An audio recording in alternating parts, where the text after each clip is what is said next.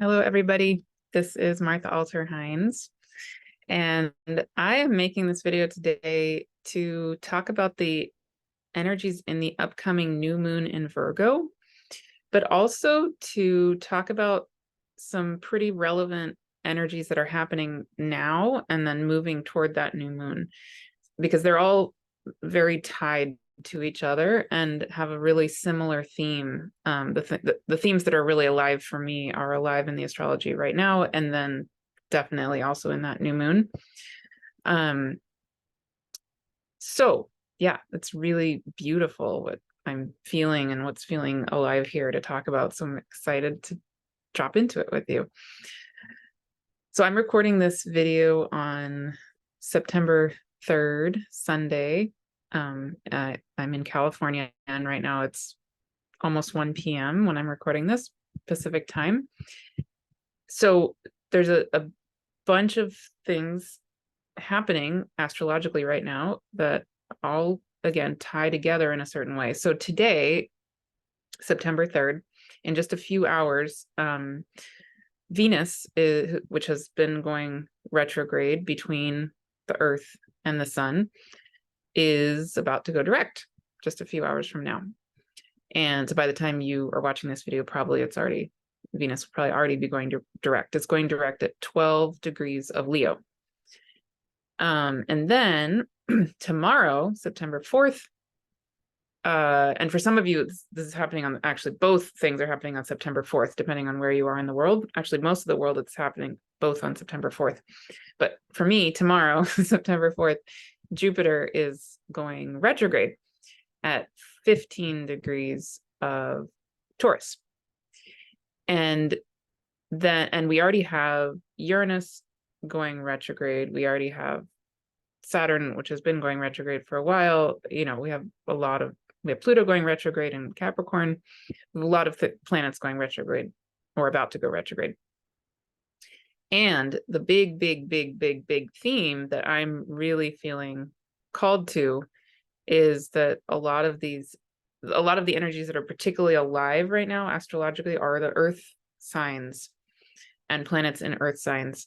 So again, Jupiter is about to go retrograde tomorrow in Taurus. Mercury is already retrograde in Virgo. It's about to be conjunct the Sun in Virgo, and actually it is about to be precisely trining Jupiter as Jupiter goes retrograde, and then the Sun will trine Jupiter as well. And then this is all leading up to the new moon, which is happening in Virgo, again, an Earth sign, and within hours of the new moon, Mercury will go direct near the new moon in Virgo. So lots and lots and lots of Earth energies. And on top of that, as Venus goes direct, and I'll show you the chart for this in a second. As Venus goes direct later today, for me, September 3rd, it's going to be opposite Hygeia and Eros, the asteroid Eros. So I've talked about this dance happening between Venus and Eros and Hygeia before, because when Venus went retrograde, it was also exactly opposite Eros. And all three of these planetary beings are going retrograde basically around at the same time. So they're tracking each other as they're going retrograde. They're opposite each other pretty much this whole time. And so Venus was exactly opposite Eros as she went retrograde, and she's going to be still opposite Eros and Hygeia as she goes direct. So again, I'll show you the chart in a second. I'll drop into what all of this means for me, or what's arising for me. But Venus rules Taurus, and Venus in Leo, to me, is very much tied in with our sexuality, our sensuality, our creative life force, and definitely tied in with our bodies. So even though Venus is in a fire sign, I associate Venus with Leo also as being very tied to our body wisdom, and similar to these earth sign things, which I'll drop into more in a minute. But then especially with Venus being opposite Eros and Hygeia, I mean, that's just like I've talked about in other videos, the Hygeia Eros dance for this whole year pretty much to me is this major opportunity for us to redo our relationship to our bodies in general, our sexuality in general, to come back into a sacred relationship with our sexuality and our body wisdom and our well-being as beings of earth and beings of our bodies. Yeah, so I'll bring up the chart now, and then there's more themes around that I want to drop into. All right, so as usual, I have a lot of things on here because I look at a lot of different things in astrology. If it's too complicated, just ignore it. But here are the things. So these are the transits right this minute as I am recording this in Goleta, California. One thing that just occurred, and that actually also highlights the same theme of the body wisdom being really alive, is that Ceres, the dwarf planet, was just precisely conjunct the south node of the moon at 25 Libra. And there's so much more there around what Ceres is, but one component of who Ceres is she's an earth mother energy, and I feel her very tied to our womb wisdom, and our body wisdom. And being on the south node, I mean, again, there's so many layers there, but I feel that energy. I've been feeling that energy super strongly because my natal north node happens to be 2452 of Libra. And so, as Ceres is on the south node of the moon, she's also on my north node. So it's pretty extra strong for me right now.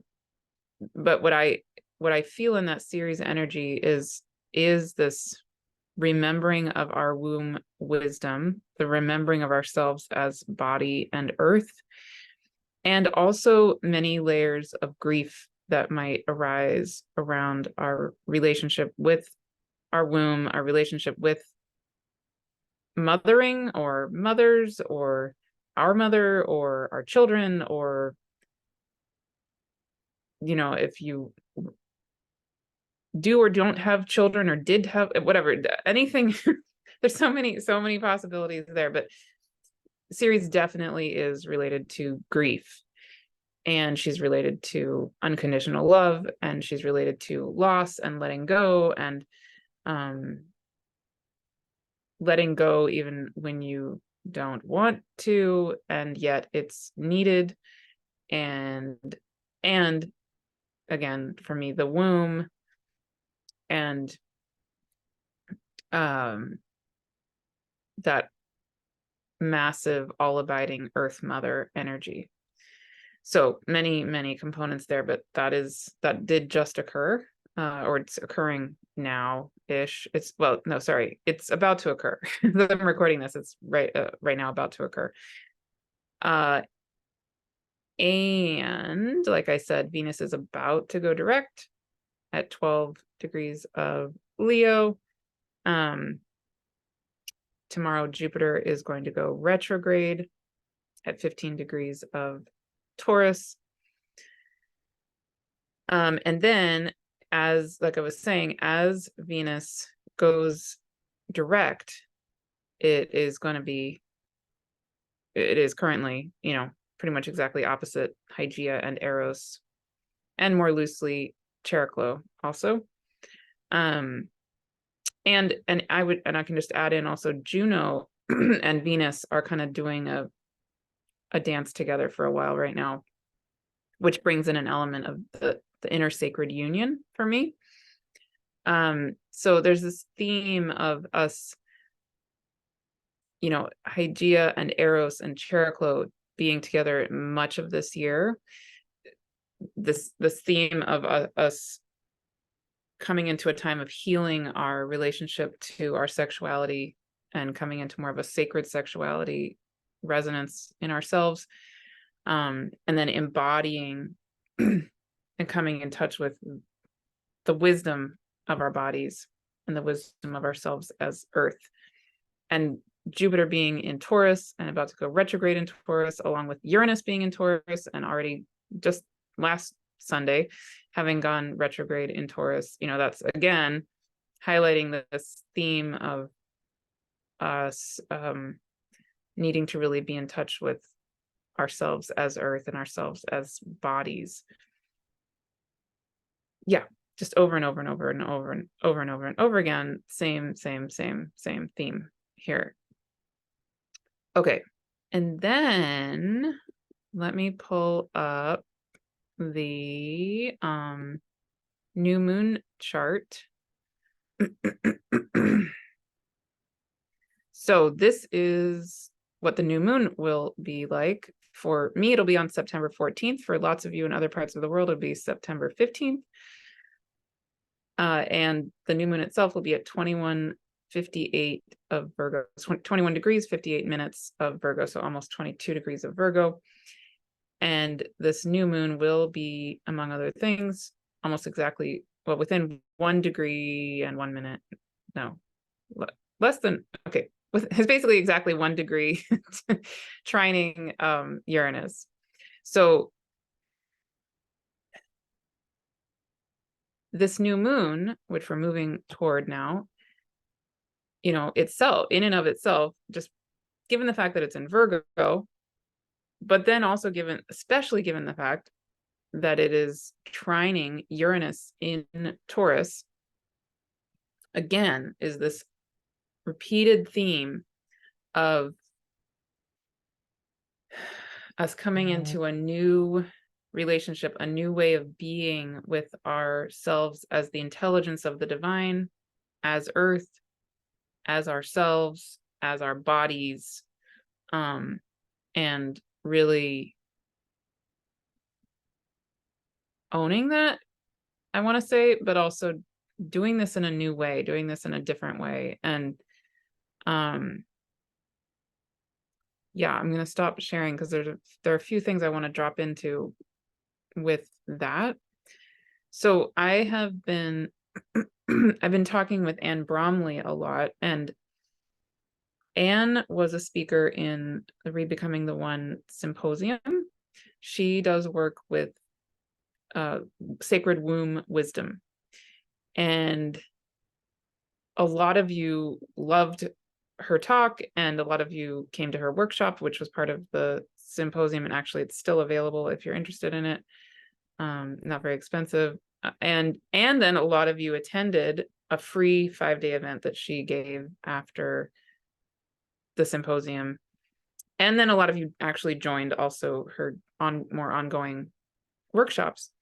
So I have been in the background in my own private sphere doing a lot of the work with her also, and it is radically changing my life, truly. So actually starting this Thursday, I'm going to be doing, we're still feeling into exactly how we're feeling called to do it, but what I was shown a very clear vision of doing regular videos on this YouTube channel, where you're listening right now, free videos with Anne, probably once a month, called Womb Wisdom Updates. And I'm feeling called to just drop into a little bit of why and what that is and what that feels like, even in my own body, in my own self, in my own womb. As I've been, I've had more space after the symposium, and my life has slowed down. It might not look like it, but my life really actually has slowed down significantly since the symposium. By my standards, it has. And anyway, I've had space and time to start to drop into this work with Anne, and a lot of it is not exactly new for me, yet there's something about the way she does it and the way that I'm in this exact moment in my life receiving it that is radically changing my life. And so what I feel in my body and in my praying, it's with the spirit world and with my own self, is that the coming down into our bodies and then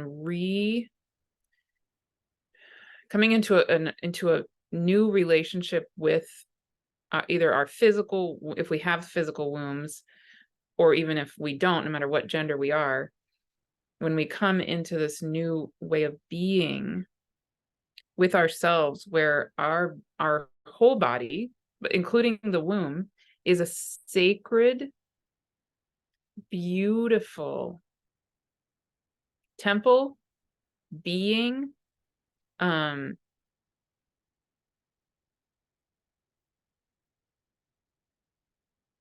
a live, conscious part of ourselves that has its own exquisite presence and exquisite wisdom.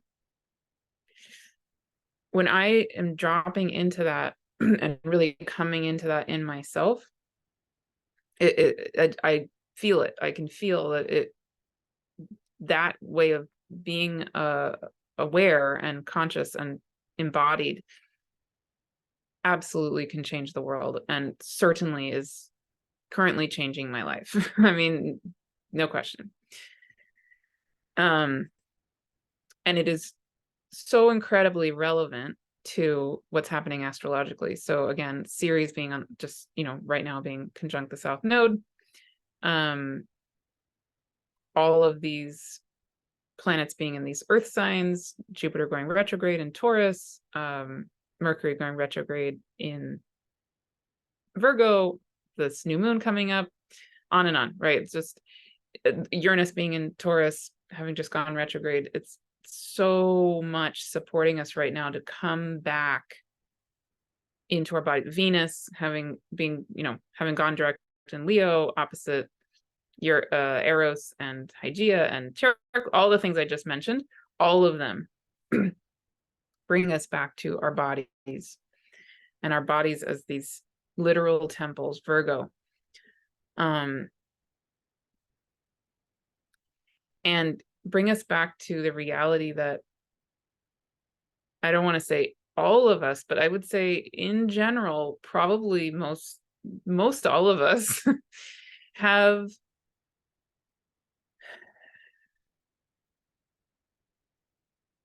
been indoctrinated, for lack of a better word, to live disconnected from our bodies, or out of sync with the true rhythm of our bodies. We have tended probably to move much, much faster than the actual rhythm of our bodies and the earth itself. And we bypass the wisdom of our knowing and our bodies, our hearts, our wombs, our whole being, really, actually. And what we operate on is, instead of coming from this wisdom of our being, we're operating from a sense of what we think mentally we should do, or the society is expecting us to do, or in order to pay our bills we need to do XYZ thing. It's a matter of survival, that kind of a thing. And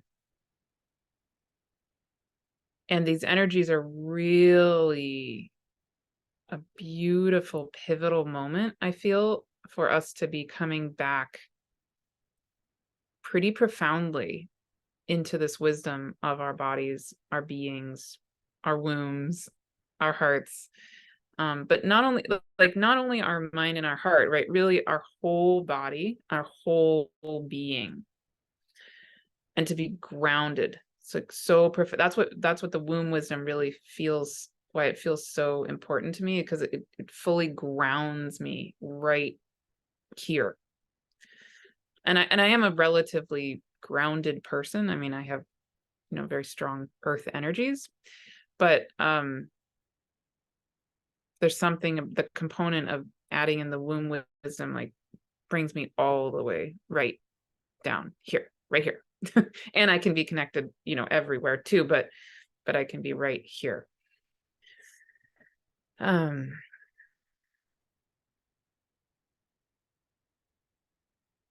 Yeah. And so there's just a few more components of that I want to name, because they're really beautiful, and I can feel my work shifting. I can feel my whole way presence, even that I'm being called into, just shifting in a lot of different ways. So I want to name some of these things and see if they resonate for you. And if they don't, that's great too. So one component I've already kind of mentioned is this slowing way down, which I find really interesting, that I'm feeling it's really, really fascinating to me that we have the North Node now in Aries. My South Node is in Aries, and Aries is ruled by Mars, which I certainly would not associate with being slow. If anything, it's fast. And if you've watched me and what I've been doing in the world at all, you can tell probably that my mode of being typically is pretty fast. Again, my South Node in Aries, and my South Node is ruled by my Mars in Aquarius. So I can be really, really, really fast, like boom, it's done. And efficient, and and even the Virgo energy that I have really strongly, it can be very just efficient, just get it done. Good enough, it's done. Okay. I mean, high quality, but like, I don't linger. I just do it. Let's move on. Right. So that's definitely really strong in me. And there is this really fascinating thing that's dawning on me as the North Node is now in Aries.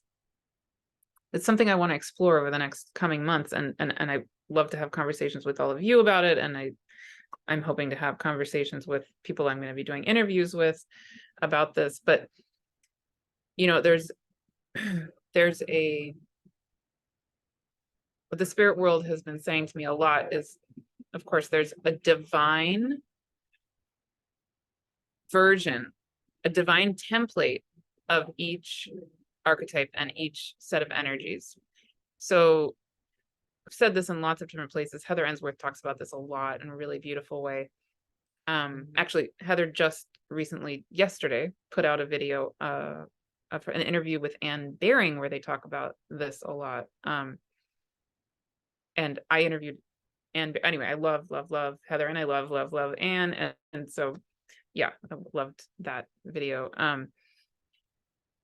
But what Heather talks about a lot in her work is the processional cycle and the different ages we've been in, right? So we are, as many of you probably realize, we're in that way of thinking, we're moving into the age of Aquarius, moving out of the age of Pisces and into the age of Aquarius.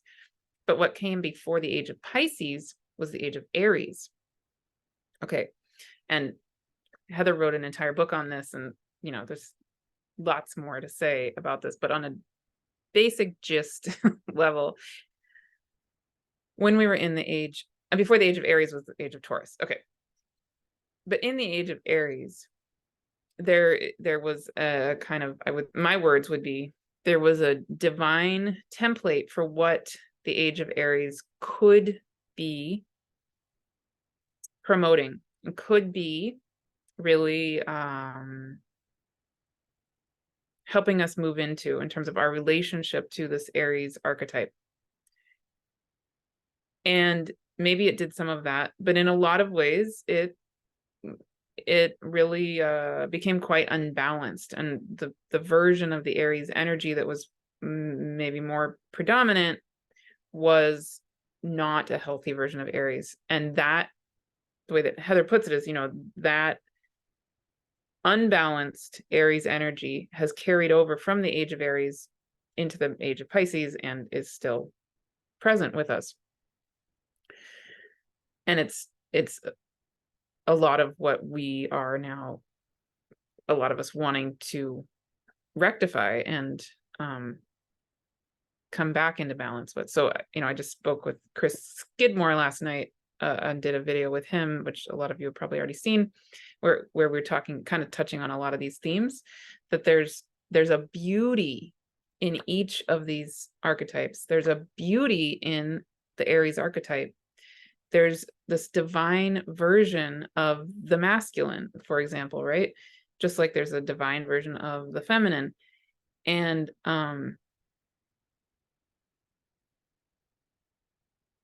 so when I've been going into prayer, and actually I was channeling something for those of you in the membership on our gathering last Friday, where what came through was all about being with essentially the divine presence of that Aries energy.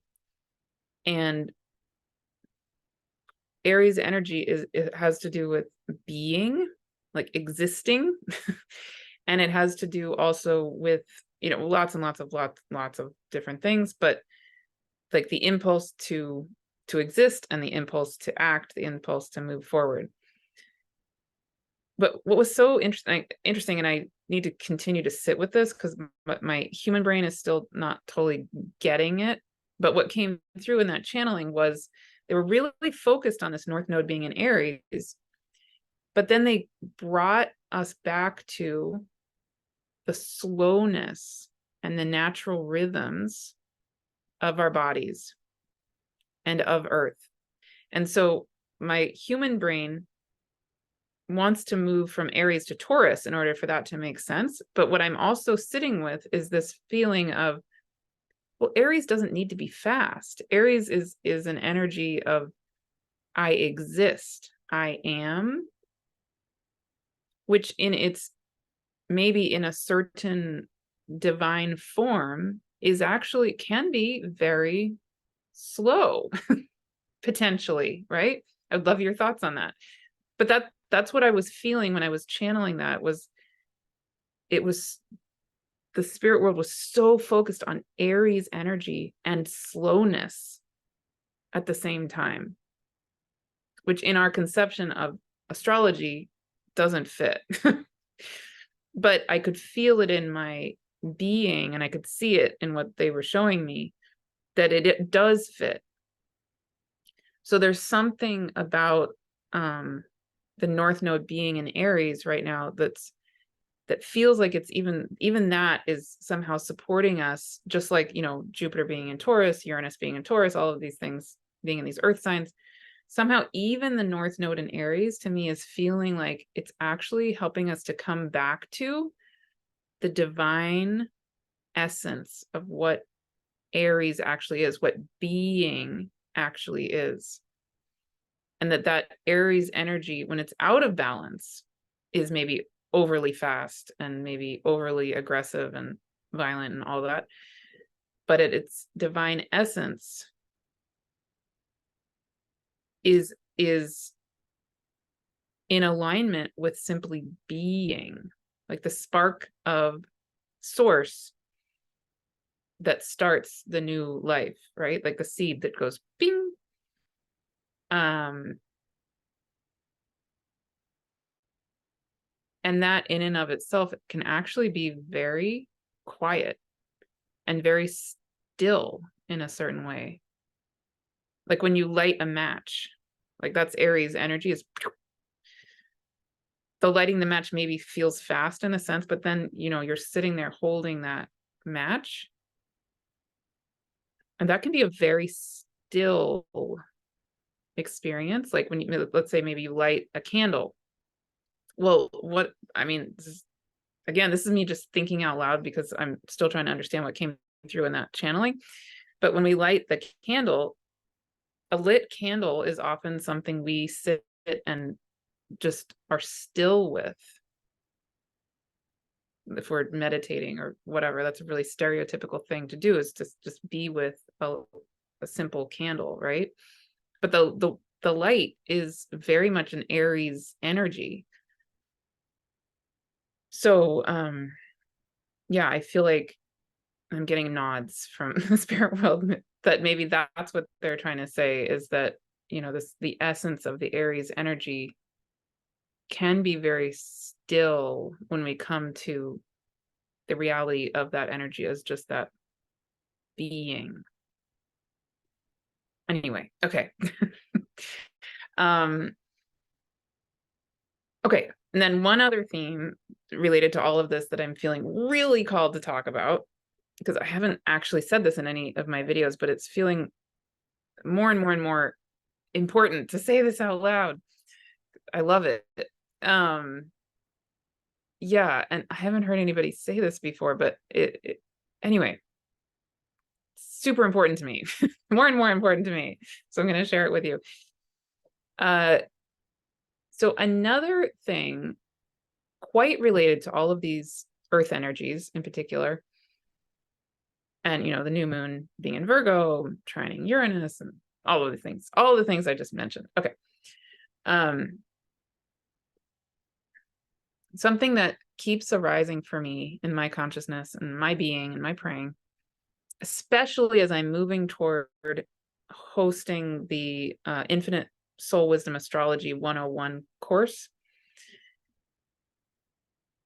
what I keep getting reminded of in my prayers is, it's like the spirit world just keeps laughing, and they keep showing me the cosmos and our solar system, and they keep again laughing and saying, it's all alive. Like, how do you not realize that? So, and then what they show me is, they remind me of what I feel like, for example, when I'm in Scotland, which is where my family is from. And in particular, you know, in the Western Isles of Scotland, which very specifically is where my family is from. And on the very specific island where my family is from. Okay, when I'm there, and maybe some of you have had these kinds of experiences. I know some of you have, actually, because you've shared them with me. And actually, I'm going to be talking, anyway, I'll get back to that in 1 second. Okay, too many thoughts. When I am in Scotland, but also when I'm just in natural places in many parts of the world, including here in Goleta, California, the earth is incredibly alive, right? The rocks are so alive in that part of Scotland for me. I mean, they literally talk. They have an ancient wisdom and an ancient knowing. The oceans are so alive. The trees are incredibly alive. And there are these layers of beings who are so alive. They are very real. And what I was about to say, that I'll say now, is I'm actually going to be, after I record this video, I'm going to be recording a video for the series, the 4-month series that I'm hosting, that a lot of you have joined, where I'm in each month focusing on one set of spirit beings that I have a particularly strong relationship with. So in this month, September of 2023, I'm focusing on earth beings. Last month, we focused on light beings, unicorns, and angels. This month, I'm focusing on earth beings. So I'm actually going to be recording today a video for those of you in that series, and all of you are welcome to join the series if you're feeling called to do that, about, you know, I'll go much more into depth in my relationship with these many realms of existence of these earth beings. Next month will be ocean beings, and the month after that will be inner earth beings. So, so anyway, back to the cosmos. So what the spirit world shows me is they say, okay, so you know from personal experience how alive the earth is, right? The rocks are, the oceans are, that this earth is a being. It's not just an inanimate object. That doesn't make any sense. How can we we're alive, we're conscious. How can we arise from something dead? That literally doesn't work for me. And the same thing is true of, well, where did the earth come from? The earth is part of the cosmos, right? Where else is it if it's not part of the cosmos? So, of course, everything in the cosmos is equally alive to the earth. It makes no sense. None. Zero sense. How could the earth be the only alive thing in all of space? Doesn't compute for me, right? How again, like, if we are alive and conscious, how is that possible on a dead planet? The earth can't be dead. It's not dead. We know it's not dead. And therefore, same thing. How in the world could anything really in the cosmos be actually not alive? So I'm saying all of this is more kind of like planting a seed, to see what resonates for you and maybe what sparks for you and what comes alive for you in that. But it's feeling so crucial in my own relating with the cosmos, my own relating with astrology, and my own holding space for all of us, or all of you who feel called to be part of my community in any way, whatever, even just listening to these videos, that these beings are beings. They're actually alive. Just like, if you've sat under a tree and felt the aliveness, like, have you ever been to the redwoods or the sequoias or wherever you are in the world? I mean, there are just so many powerful, beyond words parts of this planet, right? And I'm guessing you've been to at least one of those.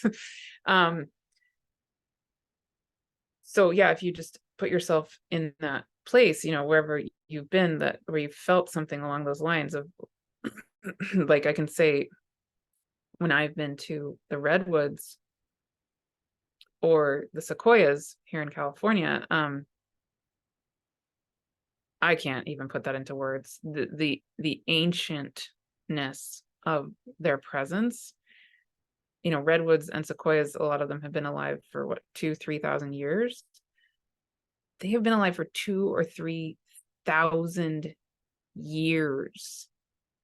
They are actually ancient and they are literally alive, right? And I can feel it when I'm there, when I'm under the redwoods, and especially if there aren't a lot of people around, I can feel their consciousness.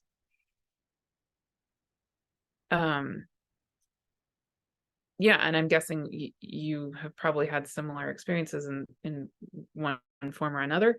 So same thing, right? If the redwoods are that alive and that conscious, how in the world is Saturn not alive, or our moon, or Pluto, or Pluto's moon, or Cheroklo, or the Andromeda galaxy, or whatever it is, right? That they just are. Yeah, and that's feeling really important to name that. I haven't heard, I don't hear people talk about it quite in that way. I'm sure there are people who do, but it just feels really, really important to name it out loud. I mean, Heather Ensworth definitely, in her own way, talks about things like that. I'm sure other people do as well.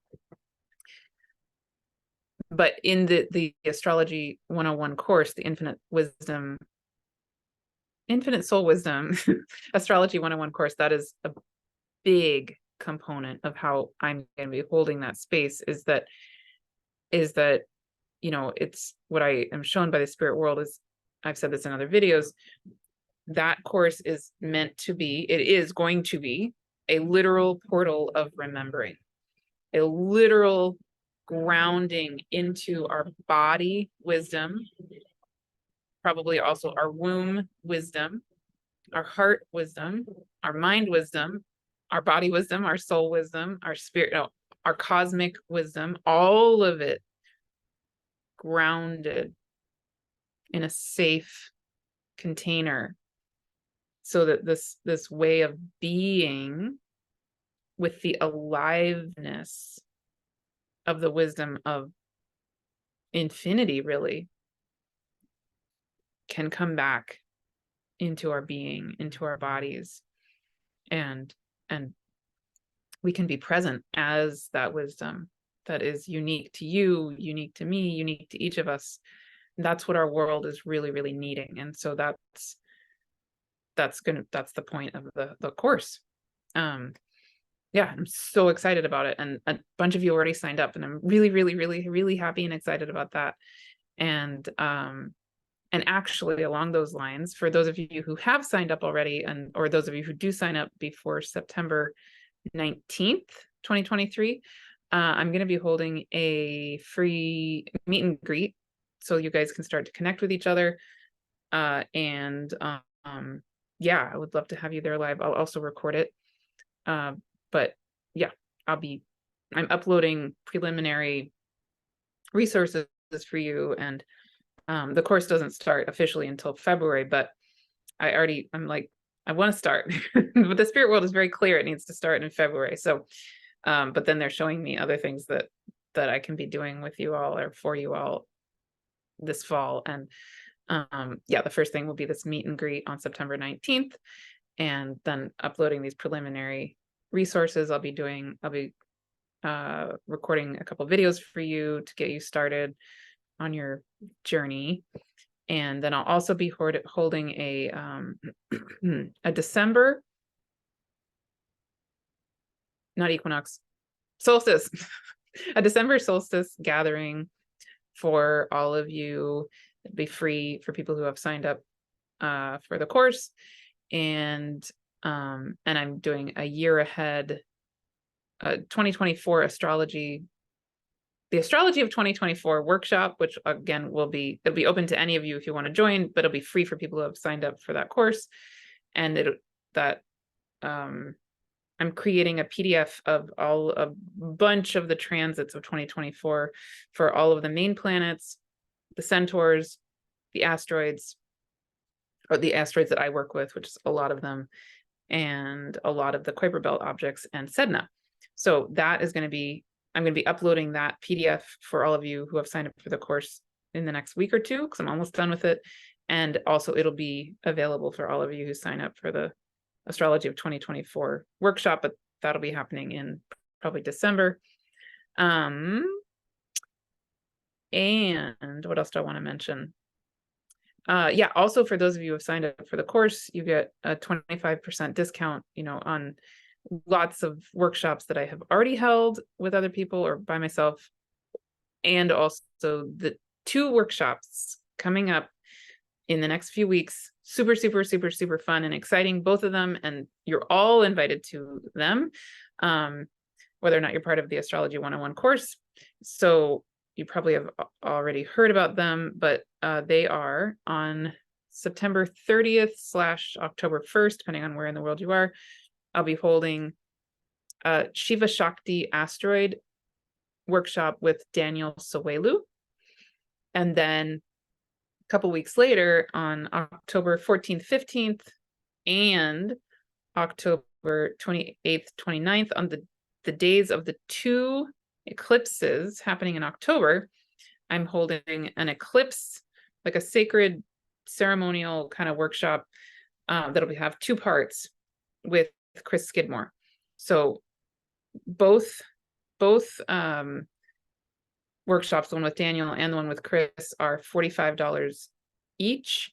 I've tried to make the pricing relatively inexpensive. And again, those of you in my membership get a 20% discount on those. Those of you who have already signed up for the Astrology 101 course get a 25% discount on both of those. And yeah, and I have the earth beings component of the soul allies, oh my goodness, spirit allies series. I'll be uploading later today. I have the Vesta workshop coming up in the Goddess series with Verena Burrell on Tuesday. Lots of things happening. And 2 free gatherings coming up, one next week on September 14th, and then one where I'll be giving a free talk on the goddesses in the eclipses. And then really fun, definitely sign up for a free eclipse panel discussion and Q&A, which will be happening on Tuesday, September 26th. And I'll be co-hosting that with Jonathan Coe, who lots of you loved in the Rebecoming the One symposium. He's just such a wonderful human. And the other panelists also are going to be Verena Burrell, Michelle Dench, and Jordan Smith.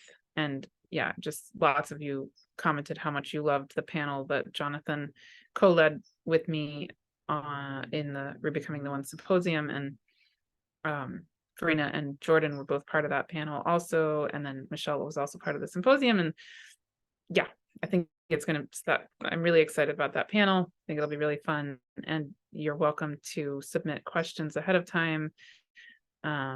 We will record it so you can be there live or not, but register even if you're not going to be there live, and I'll make sure to send you the recording. I think that's it. It's a lot. It's a lot of things. I swear, this is slower than I have been in my life, but I will be slowing down even more. Okay.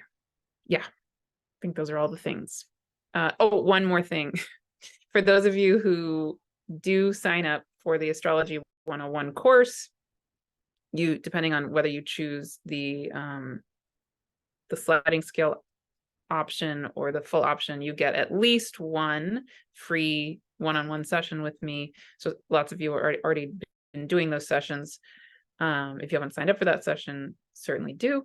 And if you are interested in the course, you can sign up and you can have that free session whenever you want after you have signed up. So yes, many options. If any and all of them call to you, I would love to have you at any and all of them that call to you. Okay, wonderful. Please be in touch anytime. And sending you big hugs. I wish and hope in this time that we really can each and all come into this way of being that is in rhythm with our bodies and ourselves as earth, and our sacred sexuality, and a healing around our sexuality, and a healing with our bodies, and yeah, come into like joy and reverence and being in love with ourselves. Yeah, and feeling and knowing our own beauty on every level, deep. And yes, that's what I hope for you in this time, and I hope for me in this time. New moon in Virgo, we are these beautiful, infinite, sacred temples of earth and divine as one. So thank you, and I will see you soon.